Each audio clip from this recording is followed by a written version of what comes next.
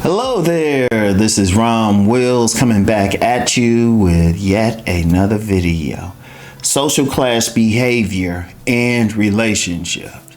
And as I've been saying, we really have to get into social class. Shout out Master Teacher BGS for, really establishing the octane model for both men and women, because that's social class. Some guys be trying to say it's some other stuff. I was like, no, it's pure social class. Because as I've said numerous times, you can't really talk about relationships without talking about social class. Now, I'm calling this social class behavior and relationships. And any professional sociologist, any degreed professional sociologist can tell you this. One thing that really separates the social classes isn't so much money. A lot of people put that in there and everything, but it's behavior. Because if you're talking just money, you have plenty of blue collar men and women, primarily men, who make over six figures, who make more work, but they would be considered working class or middle class or lower middle class or something. And they actually make more money than someone who is a professional would be considered upper class and everything. So it's not just the money, but a main thing is behavior. Indeed, many sociologists have considered the different social classes to be subcultures. But for this, we got to focus simply on behavior. Simply on behavior. Because when we're talking about relationships, that's a man and a woman relating to each other. Their behavior plays a part. It's not just what they're talking about, it's their behavior. How are they behaving? For example, let me give a basic example. You have two different women. One is lower class and ratchet. One is lower class and ratchet. The other one is upper class and more refined. Now, it's not just their money, but how they adorn themselves. Like the more ratchet woman, she might have a ton of tattoos, crazy hair, out of shape, whatever. Whereas the more upper class woman, if she has a tattoo, it's very hidden or very subtle. Someplace you're not going to see it, obviously. And she might work out more and everything, but also the type of behavior. The lower class one is loud. When she's loud, she's cursing and everything.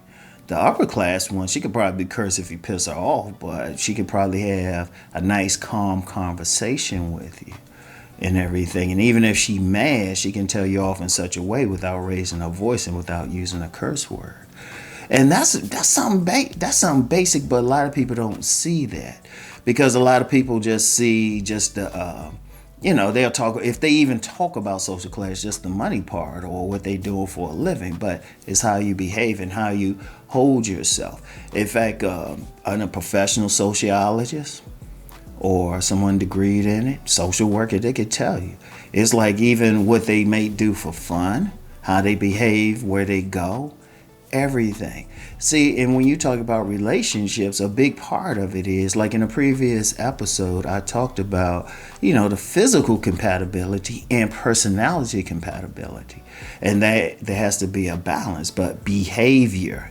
Like if you have a man from an upper class and he's trying to deal with a woman from a lower class, there's going to be issues. Like I know of a situation, that happened with a family. Actually, they're in some history books, and they are definitely on what people colloquially call the boule. The boule technically is just an organization. It's an organization of upper middle class black men, professionals. They accomplish in their field, but primarily upper class and stuff. Bill Cosby couldn't join the boule. That's how deep they are. They up there, all right? But here's the thing. I say colloquially. So we're talking about that upper class. If you ever around them, how they carry themselves, how they dress is very significant. Very significant. How they express themselves. It's a certain level. I'm going to tell you what, it even comes down to speech intonation. Speech intonation. You know, the more upper class, they're going to speak a certain way. You know, definitely no curse words, at least, you know, maybe every now and then, but that's not going to be all a part of their speech. Whereas the more lower class, they might not speak as clearly or concisely and everything. And that makes a big difference, because if you're talking about relationships, I mean, it's still, okay, y'all may have generally a compatible personality and definitely think, oh yeah, she fine, or the woman's like, yeah, he fine and everything. But what's the behavior? What's the behavior? You know, where one wants to be all loud and everything. Like, I was about to get into a situation I knew with a prominent family and stuff. There was a scandal because one of the members of that family brought home, one of their friends called her a succubus, but she was just lower class, kind of trashy and stuff, and it was a big scandal, you know. As my grandmother would call them, low. But it's also behavior. If you, like anyone who, see, one of the issues is many people, whatever social class they start out in, they stay in. Let me say that again. Whatever social class they start out in, they stay in. Even though regardless of how much money they make. Regardless of how much money they make. Which is why you have some pro athletes, some entertainers and stuff, and they came from a lower class and they making millions, but they still behave that way. See, that's the thing. You have to be able to behave with each other. And that's where some conflict will come. You know, you got one who's being sophisticated, being calm. The other one's more like I want to curse them out, all of it. I was like, that's not going to work. You know, you got one who want to smoke cigarettes and everything, and smoke and drink and all of this stuff, be loud. The other one, they want to sit and have a calm thing. Now, like I've said, I've experienced both. Now, I remember being around some people who are more lower class. You know, so, hey, it's very boisterous and everything and all of that. Okay. Now, I remember dealing with a woman who was upper class, and I remember she had like a little family thing, and I was just like, yeah, I mean, it just, everybody was just so calm. And I've experienced that so many times in life. If you just sit there, you'll see, okay, there's a difference. Now, if you're talking about a relationship, well, that's an automatic conflict if you have one behaving at a certain level, but the other one is behaving at another level. And it's influenced by their class. See, one of the things also with class, see, we're talking about where someone's likely to live, neighborhoods, where they went to school, the type of people they're around, certain protocols, etiquette on how you do everything and stuff. It's an interesting thing. It's an interesting dynamic, but it's very important. Like you got some guys out here. Let me use an example, because a lot of guys talk about the Chad and everything. Some trailer park women probably wouldn't deal with them, except unless they thought that Chad had some money. They saw a come up. They might say he cute and stuff, but they'll probably want that more rougher looking dude with the tats and everything. I mean, it's just a reality.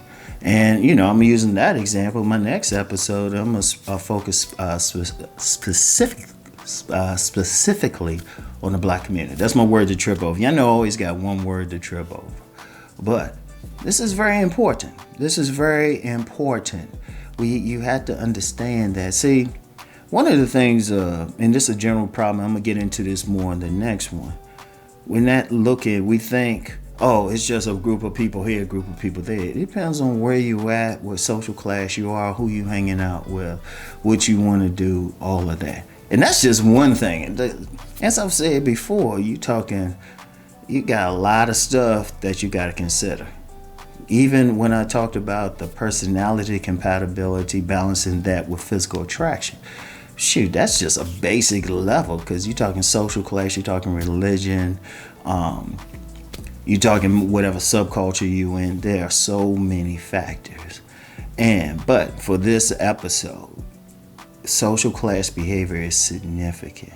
Like if you've anybody who's experienced different social classes, like intimately. When I say intimately, not just on a superficial thing, like you grew up in one class. Like here's a great example. You have many people, men and women, who might have started out lower class, poor neighborhood or something, but maybe they got a scholarship. They were real smart, had some talent, real smart, got a scholarship to a more upper class type of school. Shout out BGS. He's shared this with us plenty of times. He said where he came from in LA, but then he went to a upper middle class school with the children of celebrities and everything. He said it was a difference.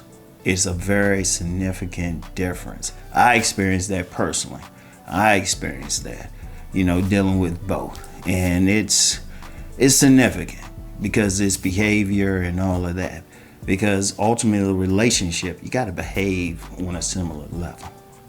So anyway, that's all I have for this one. Get back with y'all later. Peace and blessings.